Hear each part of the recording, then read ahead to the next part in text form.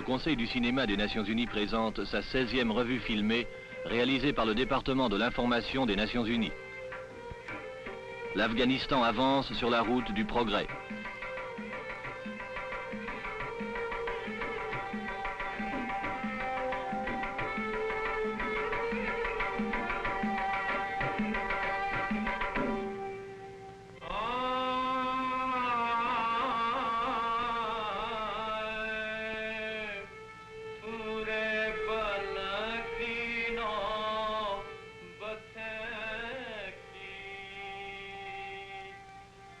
L'Afghanistan, pays de montagnes arides et de plaines immenses, de déserts sans vie et de vallées fertiles.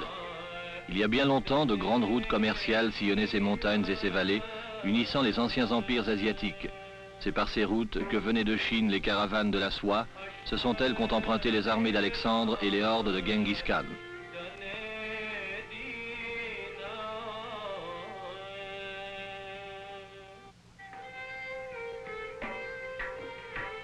Par sa géographie et son histoire, l'Afghanistan a longtemps été tenu à l'écart des découvertes de la science moderne.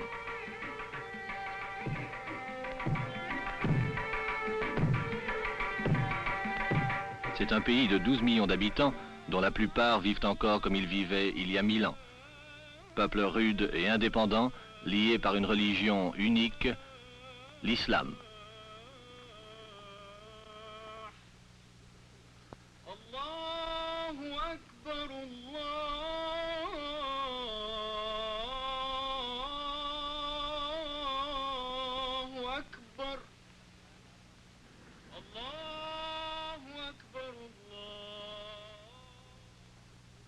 Le gouvernement afghan a fait de sérieux efforts pour développer et améliorer le pays.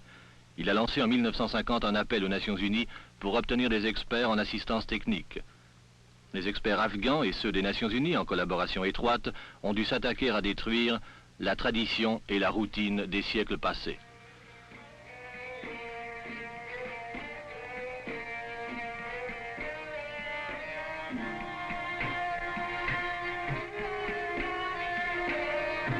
Autrefois, l'Afghanistan était un pays riche situé au carrefour de l'Asie.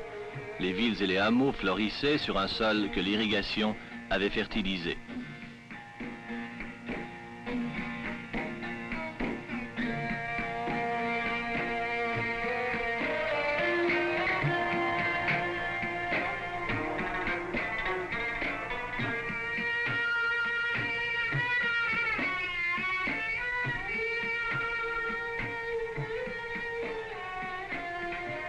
Mais la prospérité du passé a disparu aujourd'hui. Les invasions de Genghis Khan, de Tamerlan et d'autres conquérants ont ravagé le pays.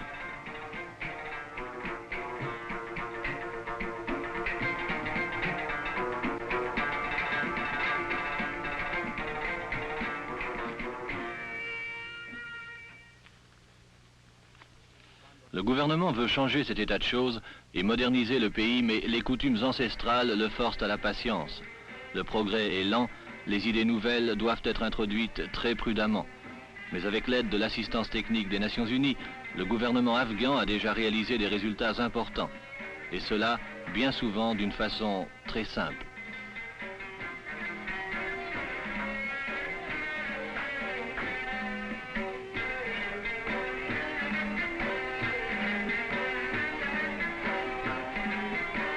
Les paysans avaient toujours utilisé la faucille pour couper leur blé. Ils ne connaissaient pas la faux.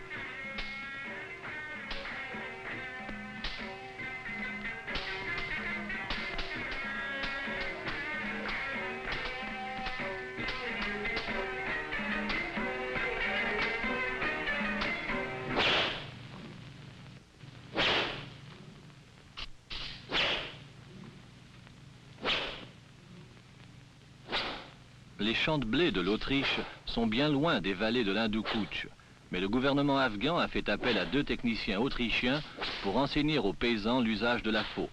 D'un prix de revient peu élevé et d'un maniement facile, elle permettra de gagner un temps précieux.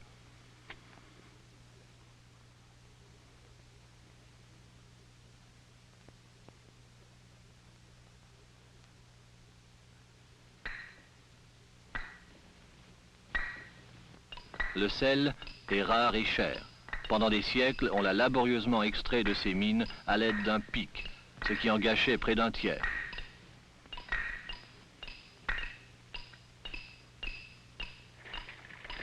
Les experts ont suggéré une amélioration très simple. Prenez une scie, ont-ils dit, la perte sera moins grande, le travail plus facile et la production augmentera.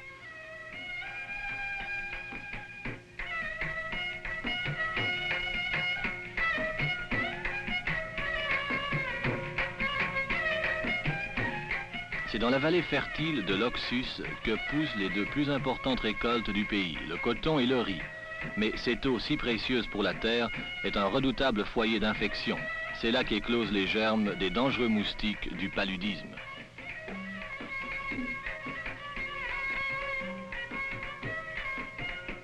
Le gouvernement a invité il y a 2 ans une équipe de spécialistes de l'Organisation mondiale de la santé à visiter cette vallée pour l'aider à combattre le paludisme.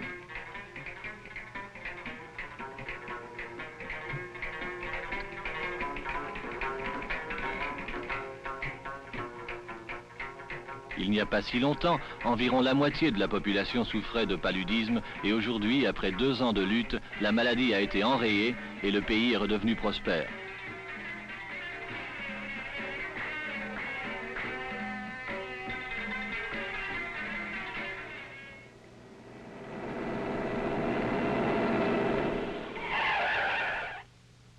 L'équipe de l'OMS a visité des centaines de villages. Partout, les murs et les plafonds des maisons ont été désinfectés au DDT.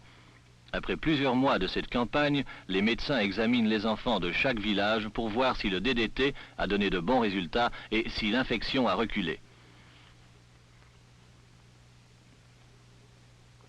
Le gouvernement afghan tire un grand profit de la présence des spécialistes de l'Organisation mondiale de la santé. En effet, de jeunes docteurs afghans travaillent avec eux, partagent leurs connaissances et étudient les méthodes sanitaires modernes. Sa tâche accomplie, l'équipe de l'OMS pourra quitter l'Afghanistan et des mains bien entraînées poursuivront la lutte.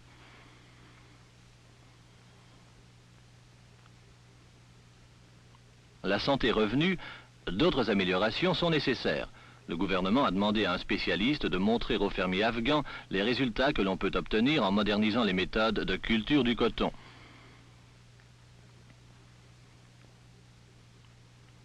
Des champs bien entretenus et des graines nouvelles peuvent doubler la récolte du coton et ainsi accroître le rendement des filatures.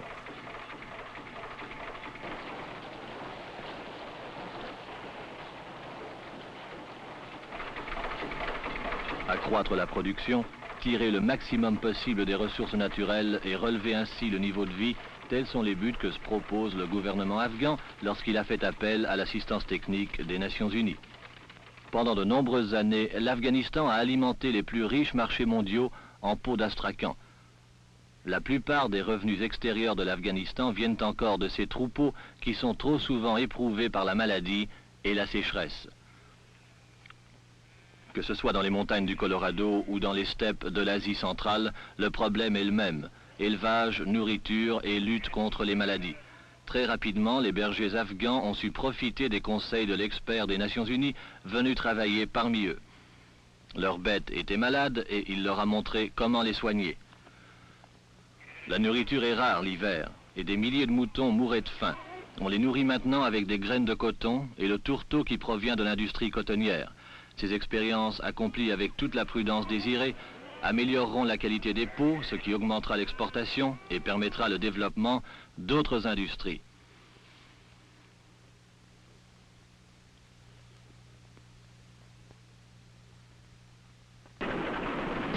L'extraction du charbon, par exemple.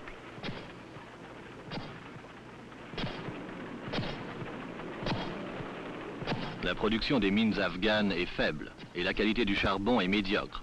Mais un machinisme simple et une méthode appropriée pourront les améliorer sensiblement. L'assistance technique des Nations Unies a envoyé cet ingénieur afghan étudier l'industrie minière à l'étranger. Il est maintenant revenu mettre sa science nouvellement acquise au service de son pays.